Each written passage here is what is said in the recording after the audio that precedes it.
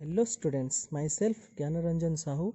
Today I am going to discuss chapter 3 in chemistry for class 7. First, we already completed symbols, how to write symbols, and I already told to learn the tables. Now I am going to discuss significance of symbol. The symbol of an element signifies the following two conditions. What? The name of an element and the one atom of the elements. For example, the symbol O means one atoms of oxygens and one element of oxygens. Okay. Yes. Now atomicity of an element. There are atomicity. What is atomicity? Atomicity means the number of atoms present in one molecule of an element. That is called atomicity. Atomicity are following types. First, monoatomic. Monoatomic means they contain only one atom. That is called monoatomic molecules. Examples: helium, neon, argon, krypton, xenon. These are the examples of monoatomic molecules. Next, diatomic molecules. They contain two atoms of their molecule. For example, hydrogen H2, nitrogen N2. That is, they contain two atoms of their molecule. Oxygen O2, chlorine are examples of diatomic molecules. Next, triatomic molecules. They contain three atoms in each molecules. For example, ozone. Ozone is an example of triatomic molecules. Similarly, polyatomic molecules, they contain more than three atoms in each of their molecules.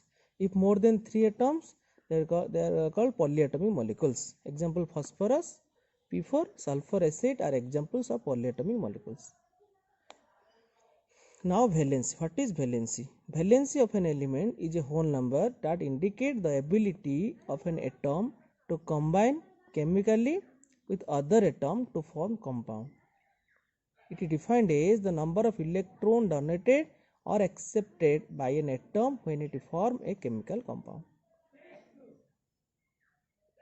The atom that donates electrons said to have electropositive valency, whereas the atom that accepts electrons has a electronegative valence.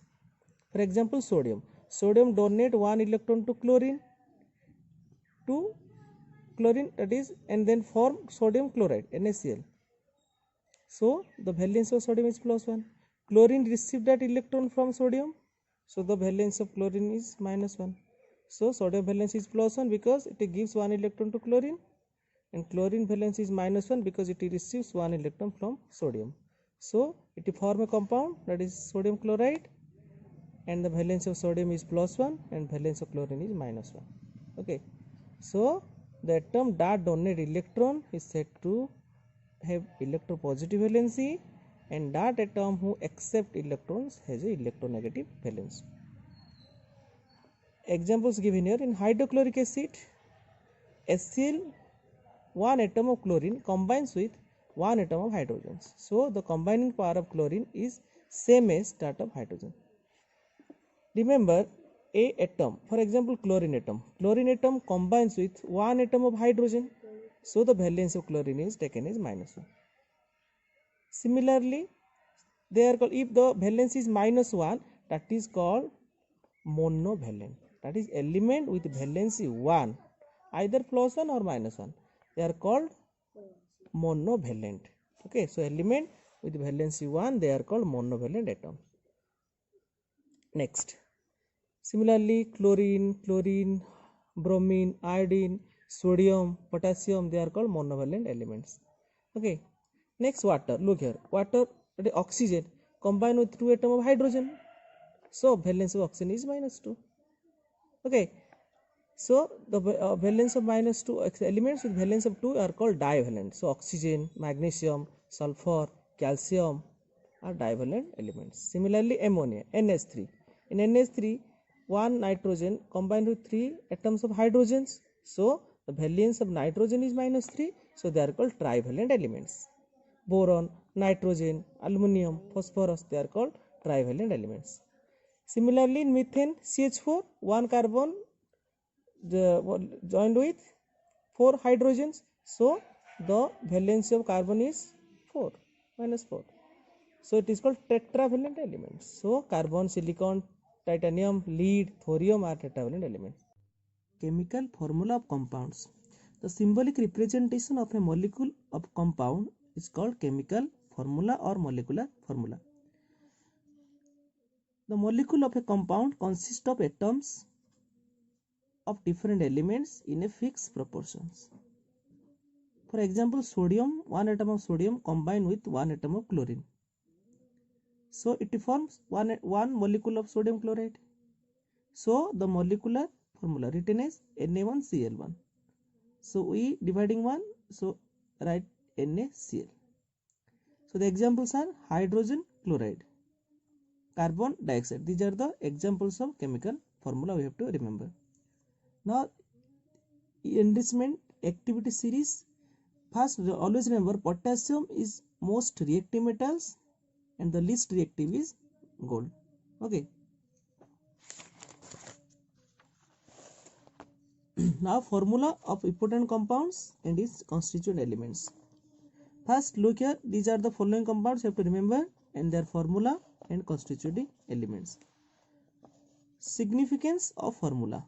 Significance: the formula of a compound signifies the following: it represents the name of the compounds, it represents the molecule of the compounds, and it gives the name of the atoms for all elements present in a molecules.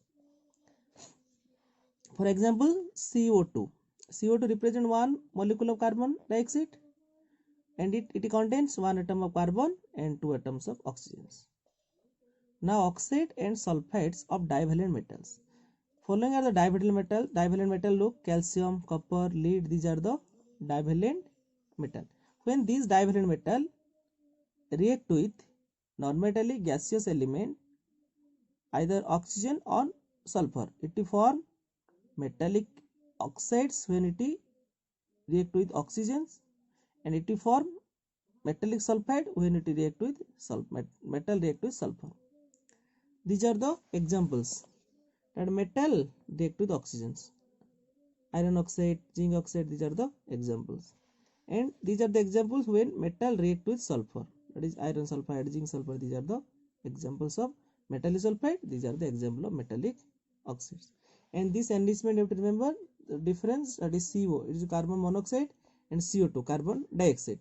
Carbon monoxide, it is deadly poison, and carbon dioxide, which is harmless to human beings. The difference is that one carbon is combined with one atom of oxygen. Here one carbon combined with two atom of oxygen. Now we learn mixtures. So what is mixtures?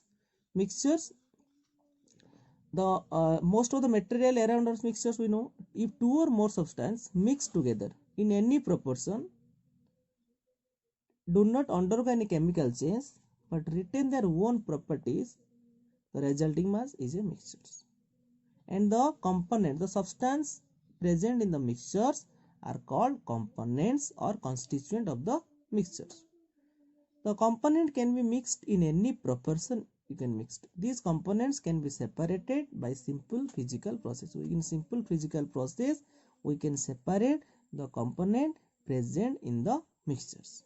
Now there are two types of mixtures: heterogeneous mixtures and homogeneous mixtures. Now type of mixture, homogeneous and heterogeneous mixtures. So what is homogeneous mixtures? An homogeneous mixture is one in which there is a perfect mixing of components of the mixtures, or the components are perfectly mixed. For example, sugar solution, that is sugar added with water. In sugar solution, sugar is perfectly dissolved in water. So this is form a homogeneous mixtures. Similarly, soap water. When we add soap to water and shake it up to a mix, it uniformly bubbly solution form, that is a homogeneous mixture. Similarly, milk is a homogeneous mixture which is in liquid state. Okay. And next one is heterogeneous mixtures. Heterogeneous mixture means that consists of two distinct parts. Distinct part means one components can mix with other components. Sand and water. Sand is a component, water is a component, but sand cannot mix with water. So it is called heterogeneous. If we mix sand with water, then it form a heterogeneous mixture because Sand cannot mix with water. Similarly, iron and sulfur, heterogeneous. Salt and sand, these are the heterogeneous mixtures. Now some examples of mixtures. The form of mixture. First, solid-solid mixtures, solid-liquid mixtures, and liquid-liquid mixtures. In solid mixtures, always remember the two components are in solid form. For example, brass, copper plus zinc, which is homogeneous mixture, but it is solid mixture because copper is solid, zinc is solid, so it is called solid mixtures. Similarly, bronze, copper is solid, tin is solid, so it is solid mixtures. Next, solid liquid. In solid liquid mixtures, both the components, one components are solid and other components liquid, so it forms solid liquid mixtures. Example, sand and water. Sand is solid and water is liquid, so it forms solid liquid mixture, but it is heterogeneous mixtures. Similarly, liquid mixture, both components are in liquid form. That is, example, oil and water. Oil so liquid and water also liquid, so it form heterogeneous mixture, but it is called liquid mixtures. Okay, so you have to remember this. Now this enrichment you have to remember. Mixtures may be classified into four groups: as suspensions, colloids, emulsion, and alloys. Suspension means the mixtures containing particle that settled out if left undisturbed. If we, for example, sand and water, if we left undisturbed sand and water, then sand automatically settles at the bottom, and that solution is called suspension. But colloid means a mixture containing mid-size particle that do not settle out. Example, milk is a colloid because milk the particles are don't settle out, they are mixed, so it is called colloids. Emulsion means the two components are in liquid state, that is called emulsion. For example, liquid stage, oil and water. Mercurator, it is heterogeneous but it is called emulsions. Next, alloys. Alloys means a metal when react with mix with a other element, that is forms alloy. You have to remember this. Now characteristics of mixtures. So you have to remember the difference compound and mixtures. Now the characteristics. Mixtures composed of two or more substances mixed in any ratio without any chemical reaction. Mixture can homogeneous or heterogeneous. Mixtures retain the property of its constituents. The components of mixture can be separated by physical methods. Formation of mixture is not accompanied by any energy change. Next, we have to recapitulate this, and then in next class we start the exercise.